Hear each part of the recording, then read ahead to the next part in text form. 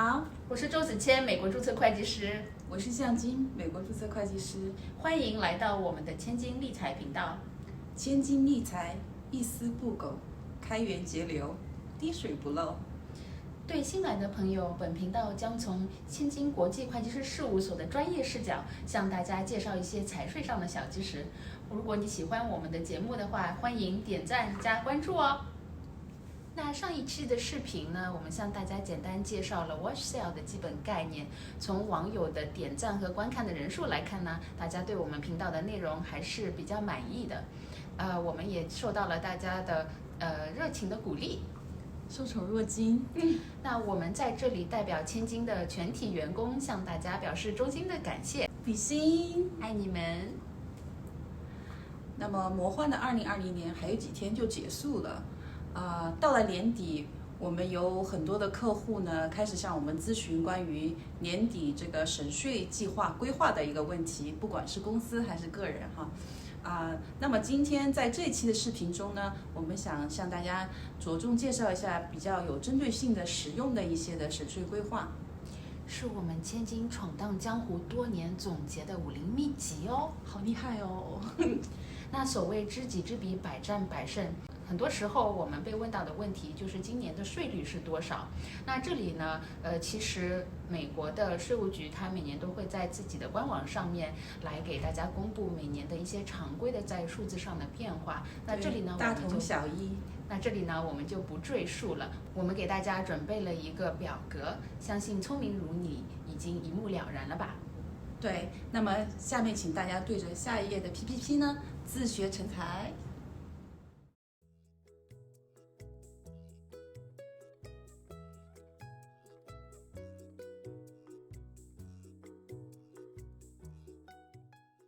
那如果我们不赘述这些的话，我们还有其他的本领吗？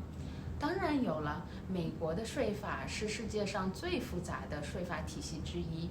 那今天我们就要向大家来介绍一下我们千金独有的一些在年底的省税的小技巧。好期待！下面我又要给大家来上一个 PPT 了。又来？是。上披萨？哦，不对，上 PPT。那么我们千金到底有哪一些武功秘籍呢？如果是有资本利得的朋友，可以考虑将现有的股票进行一次买卖，做到盈亏抵消。还可以把资本利得的部分呢投入到 Opportunity Zone 的一些 fund 里面，进而递延资本利得税。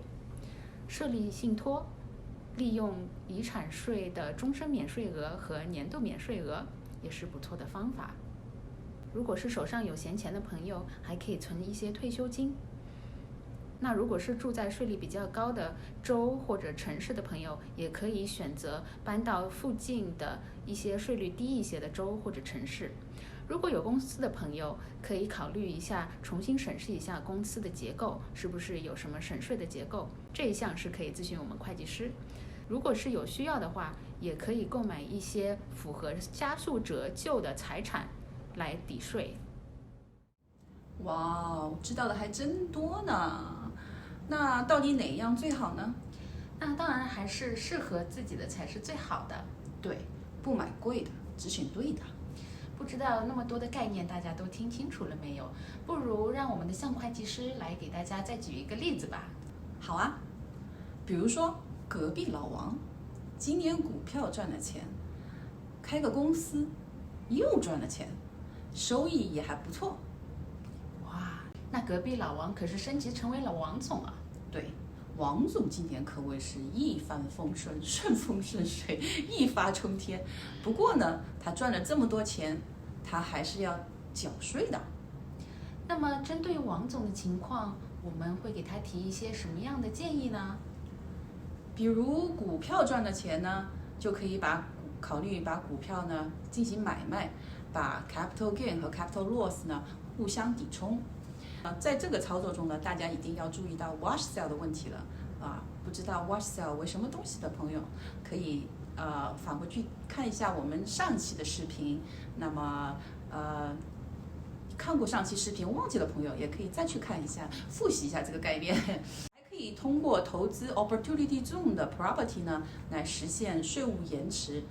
那关于什么是 Opportunity Zone 呢？刚刚我们上一页的 PPT 呢，也给大家介绍过了啊。不清楚的朋友呢，请回去上一页 PPT 呢进行复习，看一下我们之前的笔记哦。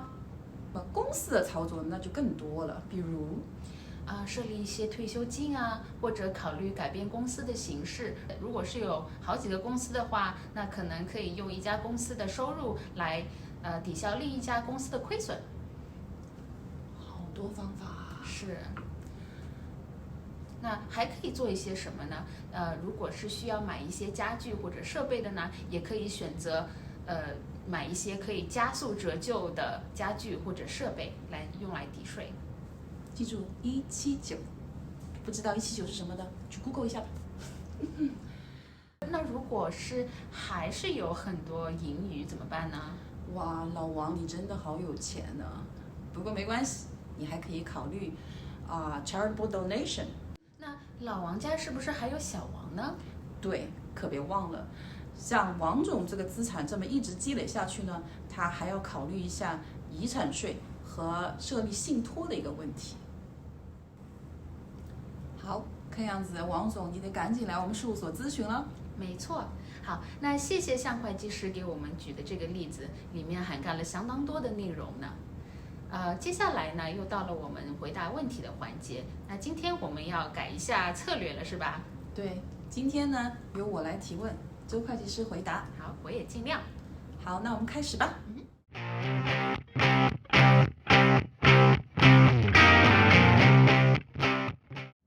第一个问题呢是，请具体介绍一下遗产税在接下来以后的变化。那我们知道现在是新的总统马上就要当选了。那美国的税法之所以是这么复杂呢，主要也是因为每次一个新的总统上台，那他都会拿美国的税法来做一些调整，拿税法来说事，改朝换代。对，所以呢，在川普的时代，他进行了一次非常大的税改。那么当时呢，他是把遗产税的额度给提高了，变成了原来的2倍。那现在有很多的消息传来说，等拜登上台以后呢，他会拿这个遗产税来开刀，可能会把原来的1100万降低到可能非常的低，甚至于只有100万的额度，这个终身免税额。所以呢，如果是财产比较多的朋友，我觉得还是建议大家赶快跟做信托的律师或者是会计师来咨询一下。对，好，那么第二个问题是，请问今年如果不买健康保险的话，会有罚款吗？今年在联邦的层面呢是没有罚款了。但是呢，每个州都是不一样的，所以如果你对自己的州的里面的这个罚款不清楚的话呢，欢迎你单独来咨询。OK， 那么第3个问题是，请简单介绍一下 Opportunity Zone 的税务优惠。这个 Opportunity Zone 啊，之前我们提到过简单的一些概念。那其实这个它的税法上的一些 application 是非常复杂的。那这边呢，我们今天可能没有时间来赘述，但是呢，我们还是给大家准备了一张比较内容详尽的 PPT。如果大家感兴趣的话呢，可以把它下载下来。然后如果还有其他的问题呢，欢迎在评论区留言或者打我们电话和私信我们哦。好，谢谢。第4个问题是，请问选择哪一种退休金对于中小企业主来说更有税务优惠呢？这个退休金一般我们有3种。第一种是大家都知道的401k，那401k 呢，员工自己可以 contribute 大概是18000到19000左右，雇主呢另外还可以 match 这些 contribution， 然后两边在一起的话呢，可以达到大概57000左右。还有一种呢叫 SEP IRA， 就是小业主如果是自己拥有公司的话，可以来买这个SEP 的 IRA。这个呢可以 contribute 到大概25%的收入。如果是医生的话呢，还有一种叫 Defined Benefit Plan。那这个Defined Benefit Plan 呢，这个 contribute 的额度比较高，可以达到23万。哇，这个听起来很不错呢。对，好，那么以上就是我们今天的4个问题，谢谢周会计师的解答。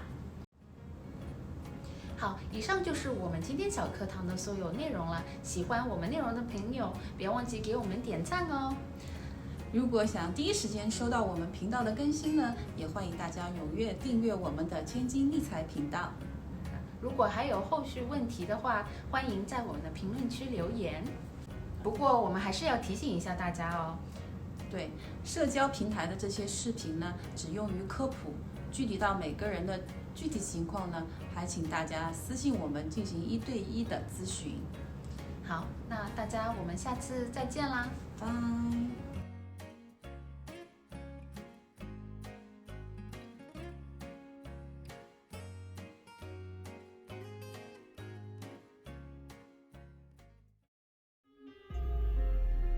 Take my hand, will you share this with me? 'Cause darling, without you